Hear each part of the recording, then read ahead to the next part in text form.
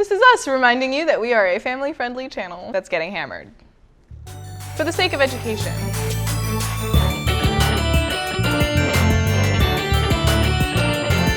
This is a really simple, versatile tool, but we've had a lot of people tell us that they get intimidated just because it is a tool. So we're going to keep things really simple and learn about just the 3 parts of the hammer that are actually important. So you have the face of the hammer, and this is the part that hits the nail.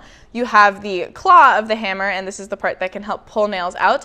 And then you have the handle, and this is the part that you hold. Whoa, who would have thought? Next thing, when you hold your hammer, you're going to want to grab the handle and then have your thumb pointing up. And that will help you keep the hammer straight, and the straighter your hammer, the less likely you are to lose a finger. Unless that's like an aesthetic you're going for. It's usually not though.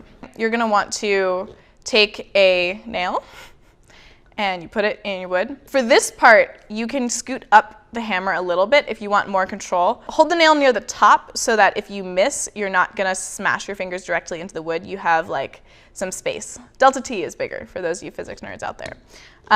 So hold the nail near the top, and you're just going to tap, tap, tap, tap, tap so that it's there. Once the nail is roughly where you want it to be, I scoot down the hammer so that I have more force. It's basically a lever arm, so the longer the lever, the more force the hammer will apply and the less force I have to apply.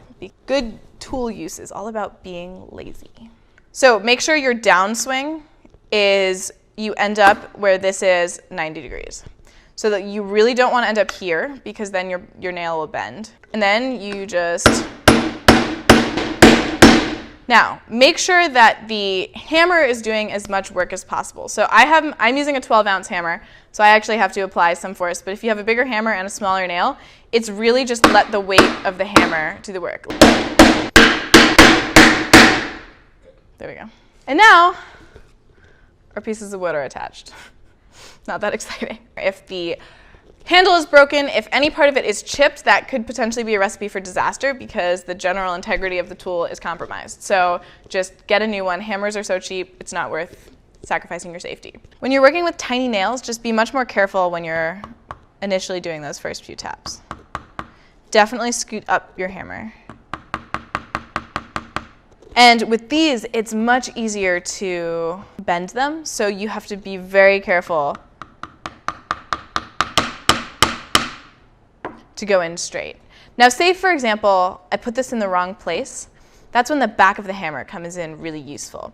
It's got this claw, and you can see there's a V, and that can help catch the top of a nail. So all you have to do is slide in, grab the nail,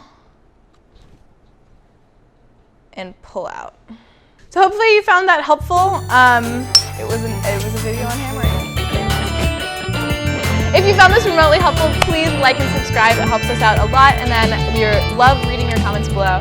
Tell us what you think and tell us what you want to see next. Signing off, this is Beauty and the Bolt. All right, I'm done. For real. I'm not, because I nailed it.